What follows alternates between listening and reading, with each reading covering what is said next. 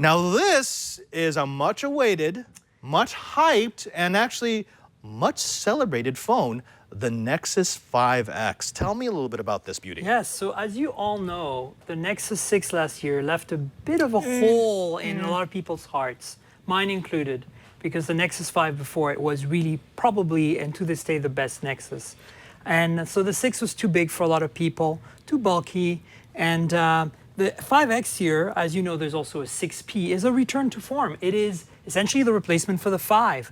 And it takes all the things you loved about the 5, really good specs, really affordable price, and a pure Nexus experience, and puts it into a brand new device for 2015. And so this is what we have right here. It's made by LG again. It's actually the third.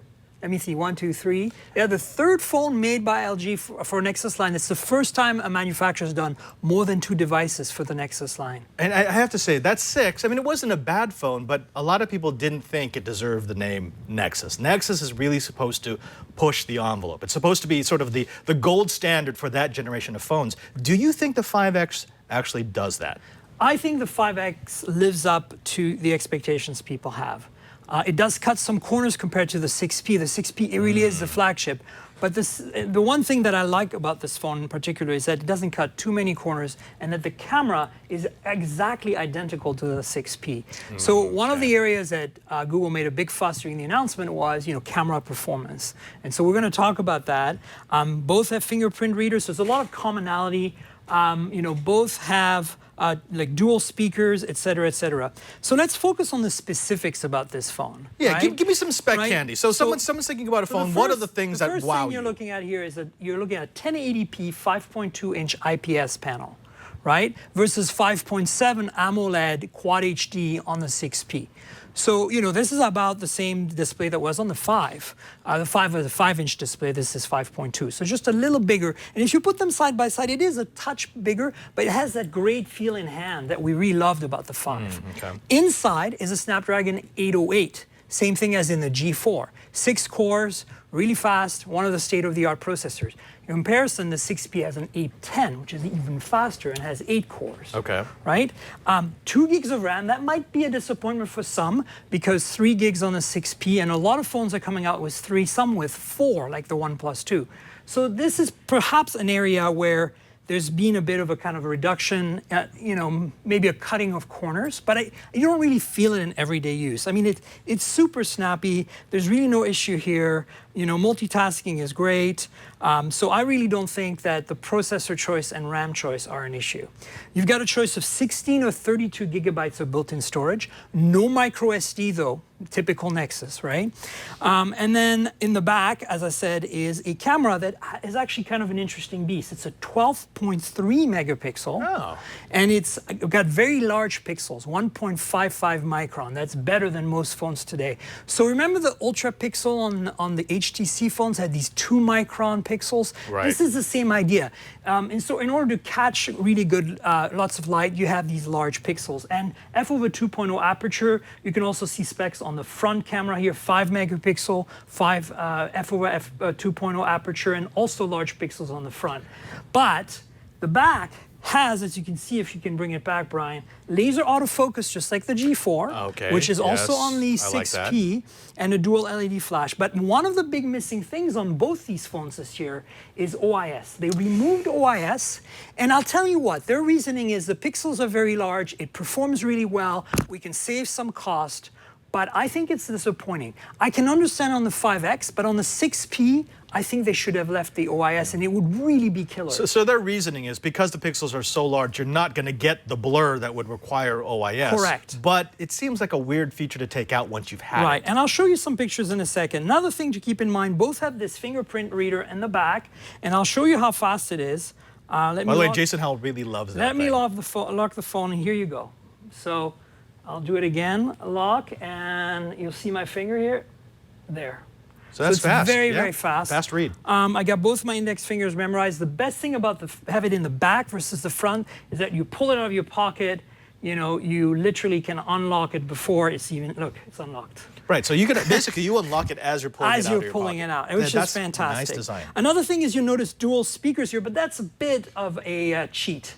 There's actually the main speakerphone speaker is mono, it's down there, so there's no stereo sound. This is just an earpiece. There's also an embedded LED in the bottom here that will show notifications and stuff. And then, as you can see, another big thing this year, and if you could zoom in here, USB Type-C with fast charge, good. and of course headphone jack.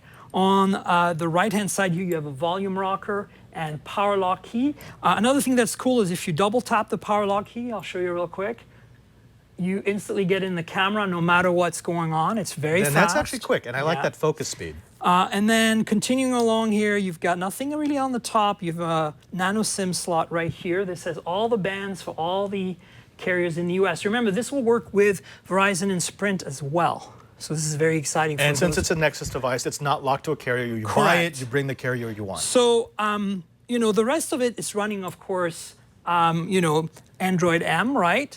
So it's the latest version of Android. So you have some really cool features like this, for example. So this is comments on my podcast yesterday. If you hold the Google Now button, now you get contextual information from Google Now. So it shows information about me and information about Evan, who was commenting on my thread here. And this happens in many apps, contextual information now from Google Now. Let me show you some photography and some photos. Yeah, that's really the big thing. I mean, we've got good phones and good operating systems, but does this take decent pictures? So I have taken a few pictures. I'll be very frank with you guys. I've only had 2 days with this phone. All right. And, you know, I can generally make a pretty good impression on 2 days, but I just want to give you that caveat. I'm going to add a bit of brightness here so we can see a bit better.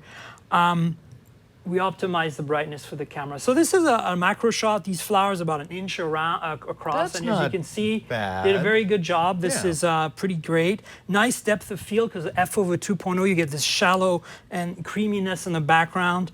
Here's a beautiful HDR shot that I just shot just a second ago outside. It's very cloudy right now out there, very gray. To the naked eye, you don't even distinguish all these cloud features. So the phone really gathered a lot of information. I focused a lot of my energy on inside and low light shots to really validate the claims that Google's nice saturation. made. It's got all the colors, right? This is a really beautiful picture of our little logo up here. You can see there's tons of detail. Even though I shot that just really quickly. were they right? Do you not need optical image stabilization? You do, I still think, because you can be more creative, and certainly it starts falling apart when it bumps the ISO more to have the shutter speed go down, and you see more noise. Okay. But look at this. This is actually me having fun with a long exposure app.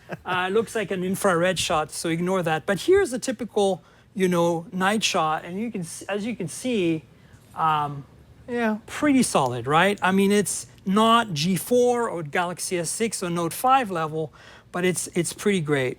This is actually a manual shot where I controlled the exposure by hand, and you can see I did it on purpose. I did like a 1/4 of a second shot, Right, so a you have little bit of shutter in there. but you can tell everything else is super steady, despite the fact that there's no OIS. So kudos to that. I mean, it's definitely one of the best Nexus cameras I've used. Here's a really harsh light, so I use HDR Plus. By the way, this has HDR Plus like all the Nexuses, and it does a fantastic job. And here is another low light shot. Again, look at the amount of detail captured in here. This is pretty impressive. You know, yeah, I know it's bumping up the ISO, but I don't see all the noise I There would is get very from little a noise. lesser camera And phone. another thing to point out, there's now an auto HDR mode. The little A appears up here. So this is a new feature. They didn't have an auto HDR plus mode on the previous Nexus. You also notice that the UI for the camera has changed a little bit. The settings are slightly different now. And the way it works is you swipe to go from video to photos. And of course, here you can swap from front to back. So, I mean, they've improved the camera interface a little bit, but it's still a far cry from a Note 5, a GS4, and an iPhone, I think, in terms of user experience. But the speed is there, and the low light performance, despite the lack of OIS, is there.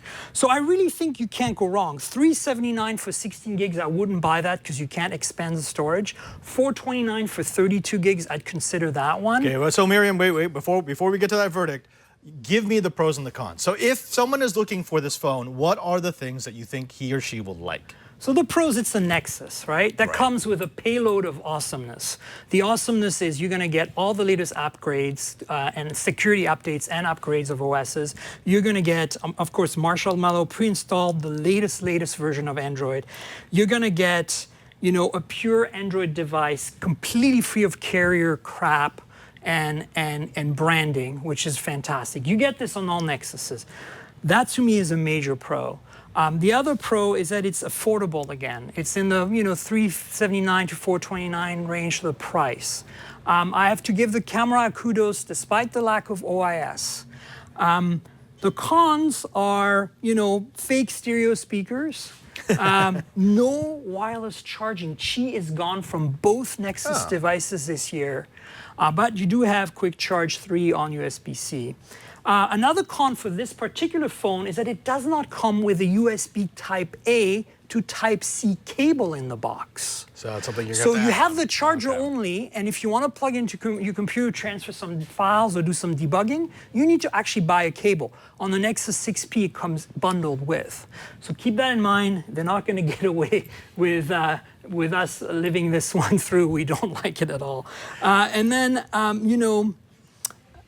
potentially a drawback for some people is that it feels very light, and even it's well made. It feels nice in the hand. It's plastic though, and it's kind of light. You try it for yourself. That's not bad.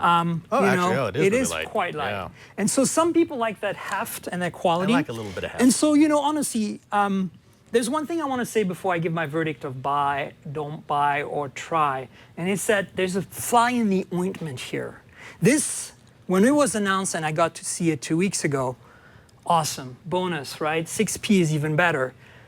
But now there's another device, and it's here, and it's awesome, and it's the HTC One A9. And this phone is $399 with 32 gigs of storage, micro SD, OIS on the camera, and an almost pure Android experience. And it's made of metal. Sure, it looks like an iPhone, but it is absolutely gorgeous in build, fit and finish, and everything else.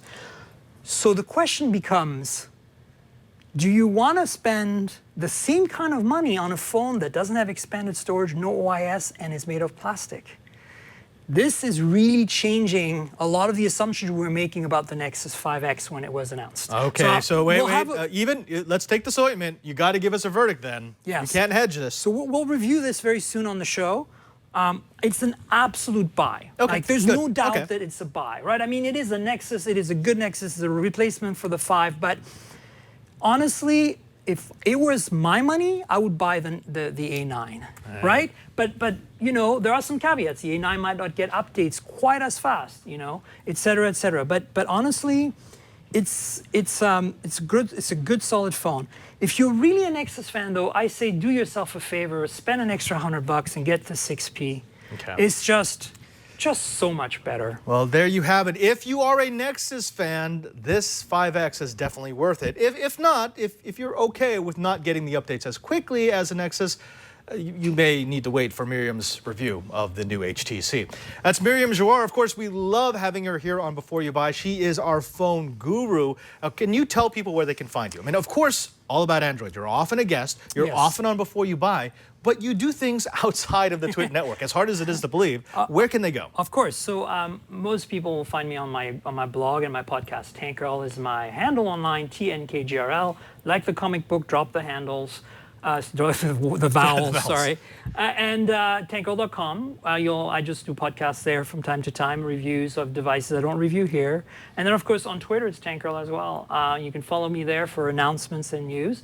And, I'm the VP of Developer Relations for CleverTap. So I have to let people know, obviously, that, this is the lovely people I work for. So there you have it. Nexus 5X. Myriam, thank you so very much. Again, always a pleasure every time you're here, every time you get to share your knowledge about phone tech.